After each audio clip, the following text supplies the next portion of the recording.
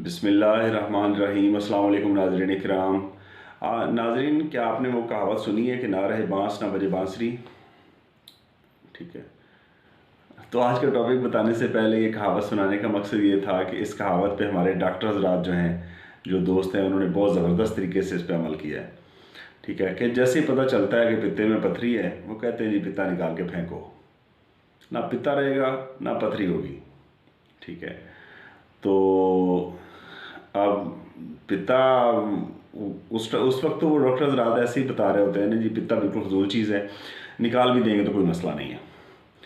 लेकिन पिता निकल जाने के बाद जो मसले मसाइल होते हैं वो कोई डॉक्टर आपको पहले नहीं बताता। कोई नहीं बताता कि इसके बाद आपके हाजमे के साथ क्या होगा, आप कौन सी चीज़ हज़म कर पाओगे, कौन सी चीज़ हज़म नहीं होगी। ठीक है, चाहिए तो ये था कि अगर पित्ते में पथरियाँ हो गई थी तो ऐसी दवा दी जाती जिससे वो तहलील हो जाती। उल्टा किया क्या जाता है, उल्टा ये किया जाता है कि जी पित्ता ही निकाल के फेंक देते हैं। ठीक है, तो आज मैं आपको इसका इलाज भी बताऊंगा, इसका परहेज़ भी बताऊंगा और इसके मुतालिक एहतियाती तदाबीर भी आपको बताऊंगा कि जिससे आप इस मसले से महफूज रह सकते हैं।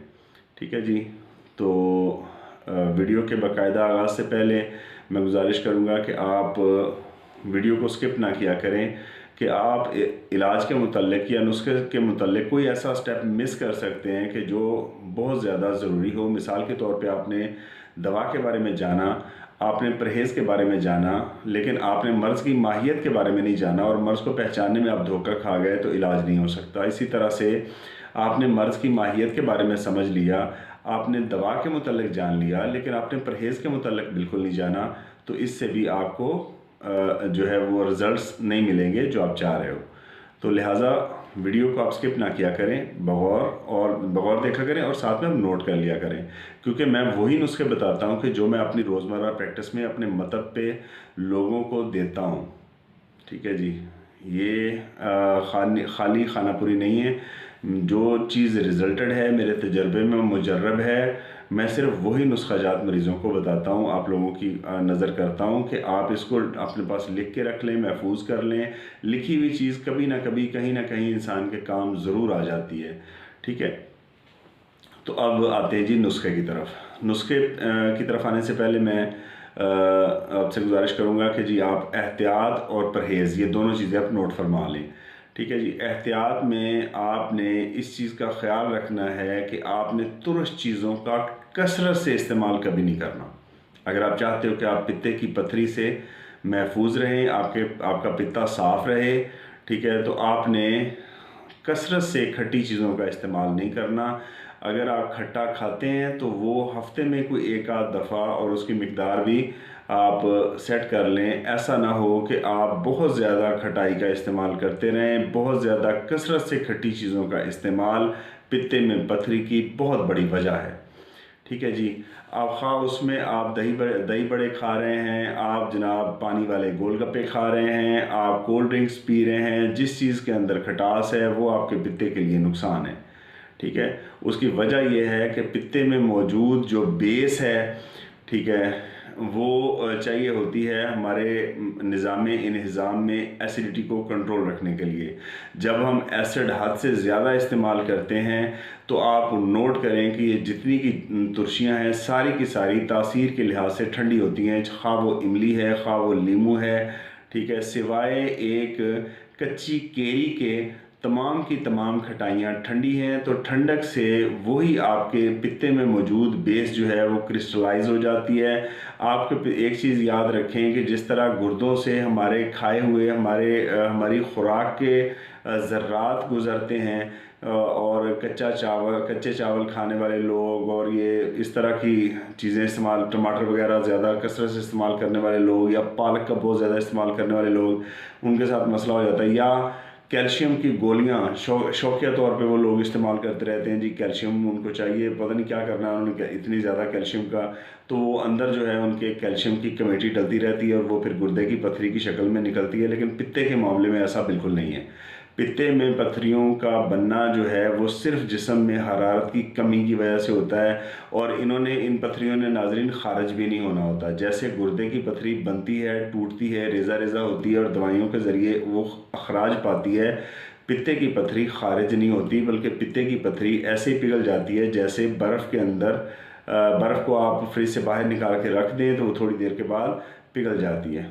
ठीक है जी, उसकी जो क्रिस्टल फॉर्म है वो लिक्विड फॉर्म में तब्दील हो जाती है। तो बिल्कुल इसी तरह से पित्ते की पथरी भी तहलील हो जाती है। ठीक है जी, तो ये आपने ख़ास ख्याल रखना है। अच्छा, अब आते हैं जी इसके परहेज़ की तरफ। तो परहेज़ में ये जो एहतियात है आप इसको शामिल कर लें। इसके अलावा वो ग़िज़ाएँ सारी की सारी शामिल कर लें कि जो बहुत ज़्यादा देर से हज़म होती हैं और गैस कब्ज़ का इशू हमारे लिए खड़ा करती हैं।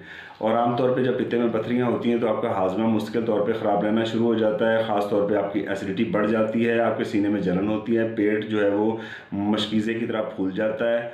तो अब जो नुस्खा है पित्ते की पथरी के हवाले से और आपके हाजमे की बेहतरी के हवाले से वो आप नोट फरमाएँ। तो सबसे पहले आप जी अजवाइन देसी लेंगे। ठीक है जी, अजवाइन देसी आप लेंगे जी 100 ग्राम। खुश्क पुदीना आप लेंगे जी 100 ग्राम। ठीक है जी, काली मिर्च आप लेंगे 100 ग्राम। मीठा सोडा आप लेंगे 50 ग्राम और काला नमक शामिल करेंगे आप इसमें 40 ग्राम। ठीक है जी, ये सारे आइटम लेके आप इनको बारीक अच्छी तरह से पीस लेंगे। अच्छी तरह पीसने के बाद आप पानी को आग पे रख के गर्म करेंगे, नीम गर्म पानी हो। ठीक है, इतना गर्म ना हो कि वो आप एकदम से पी ना सकें, लेकिन इतना ठंडा ना हो कि जो महसूस ही ना हो कि इसको गर्म किया गया है। तो आपने नीम गर्म पानी लेना है। नीम गर्म पानी के गिलास के साथ एक चाय का चम्मच सुबह खाली पेट आप लेंगे, एक दोपहर को इसी तरह से खाने से पहले और एक रात को खाने से पहले। ठीक है जी, आप इस तरह से भी ले सकते हैं, आप इस तरह से भी ले सकते हैं कि सुबह खाली पेट ले लें, दोपहर को खाने के बाद और रात को भी खाने के बाद इस दवा को इस्तेमाल कर लें। ठीक है, इससे आपकी एसिडिटी भी कंट्रोल रहेगी। नंबर 2, आपकी पित्ते की जो पथरी है, अगर आप इस दवा को रेगुलर 6 से 8 हफ्ते इस्तेमाल कर लेते हैं तो अल्लाह के फजल से उसके बाद जाके आप अल्ट्रासाउंड करवाएं, और अल्ट्रासाउंड करवाने के बाद आप आके कमेंट बॉक्स में हमें ज़रूर बताएं। और हमें ये जान के बड़ी खुशी होती है कि जब लोग हमारी बात पे अमल करते हैं और अल्लाह पाक उन्हें शिफा देता है। ठीक है जी, तो आज के लिए इतना ही। मिलते हैं इंशाल्लाह अगली वीडियो में। तब तक अपने गिरदोनवा में रहने वाले तमाम लोगों का, अपनी सेहत का और अपने इस चैनल का ख्याल रखें। और जैसे मैं बारहा अर्ज़ करता रहता हूँ, गुजारिश करता रहता हूँ आपकी खिदमत में कि वीडियो को सिर्फ अपने तक महदूद ना रखा करें, इसे लाइक और शेयर ज़रूर किया करें, क्योंकि आपका शेयर करना इसमें आपका ज़ोर कोई नहीं लगता, लेकिन अगर आपकी वजह से किसी को शिफा हासिल होती है और आपकी वजह से किसी को तकलीफ़ से निजात मिलती है तो अल्लाह पाक आपको इसका अजर ज़रूर देंगे। तो मिलते हैं इंशाल्लाह अगली वीडियो में, तब तक के लिए अल्लाह हाफिज़।